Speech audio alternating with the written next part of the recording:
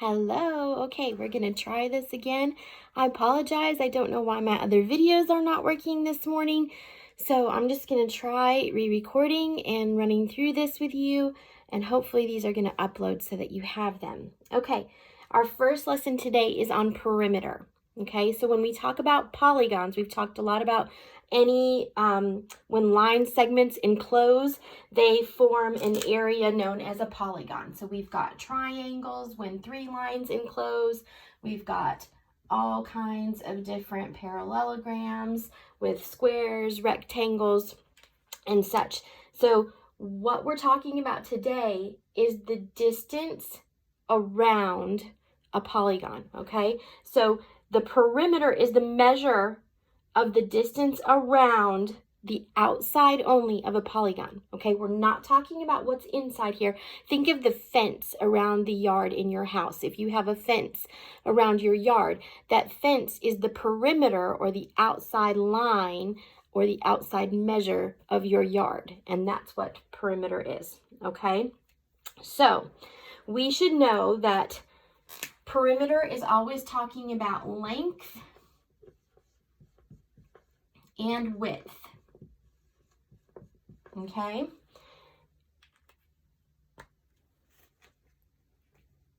I'm looking at my book here real quick. Okay, so our length is usually going to be the longer dimension on our polygon. If we're talking about a rectangle, that's easy.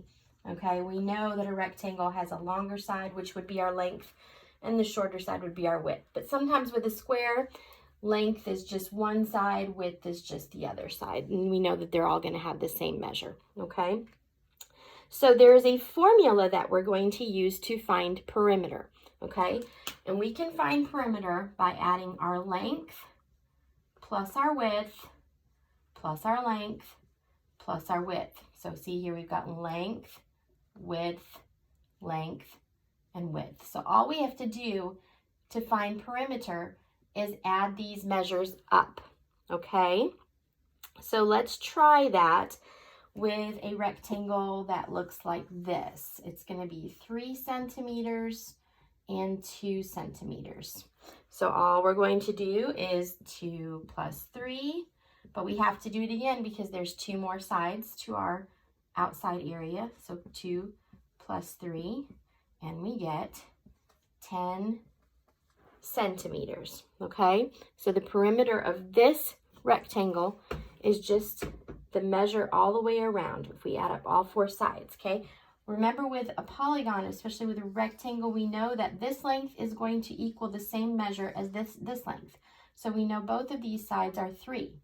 And we know that this length is going to be the same as this length. We know that both sides are going to be 2, okay? Let's see. Another way we can do this formula, because the measures are always going to be the same, is we can use a little bit of multiplication, and we can say that the perimeter also equals 2 lengths.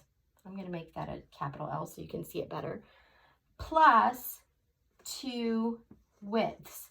So now I can multiply my length, so I can say 2 times 3, which is 6, and I can add that with 2 times my width, which is 2, that's 4, and I'm still going to get my 10 centimeter perimeter, okay?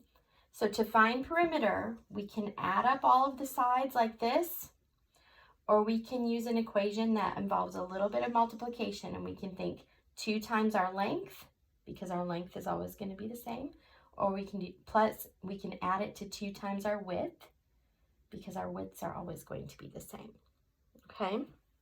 So let's go ahead, I don't have my eraser, and try another one together really quickly. Let's see. Let's try the perimeter of this equilateral triangle. So I just told you it's an equilateral triangle. So I'm not measuring this out, so I tried my best to make it equilateral. And if we remember what equilateral means, all sides are the same measure. So if I give you one side and tell you that this is 12 inches, now we're going to find the perimeter, or the area around, the length, the measure around that triangle. So in this case, I could say the perimeter equals 12 plus 12 plus 12, because there are 3 sides. Or I could say this perimeter is 12 times 3. Okay, and either way, we're going to get a measure of 36 inches. Okay? All right. Let's talk really quickly about doing the same thing with circles. Okay? So a circle is a smooth curve, and the length of the curve is called its circumference. So when we're talking about a circle, if we're talking about the length all the way around the outside of that circle, instead of saying perimeter, we would say circumference. All right. Now, the circumference is the perimeter of the circle, and the center of the circle, or its middle point, okay, is, it's important to know the center of the circle, or your middle point, because if we know halfway across from our middle point to the edge of our circle, we call this the radius. So the radius line is halfway across our circle, okay? If we know the whole way across our circle, then we call it the circle's diameter. And I'll show you why this is going to be important to understand in just a moment, okay? So halfway from the midpoint to the end of the circle is the radius, okay? All the way across a circle's circumference from this end to this end is its diameter, okay? The diameter is the whole distance across the circle through its center point.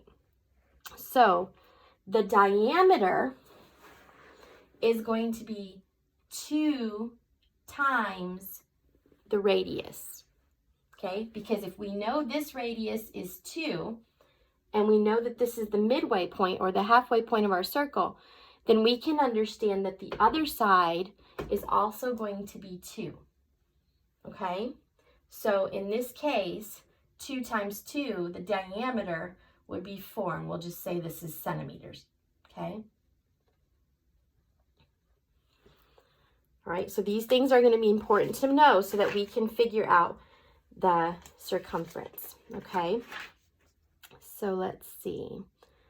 Oh, are they not having a solve circumference now? I forgot.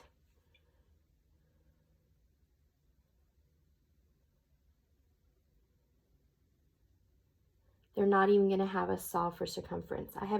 Sorry, I recorded this lesson on Monday night and I've already forgotten it. So they're not even having a solve for circumference in this lesson. They just want you to be able to recognize what a radius is, which is the halfway point to the edge of the circle. That diameter is 2 times the radius because it's the distance all the way across the circle through its midpoint, and that the outside edge of a circle, or the measure around a circle, is called its circumference. We don't call it perimeter when it comes to circles, okay?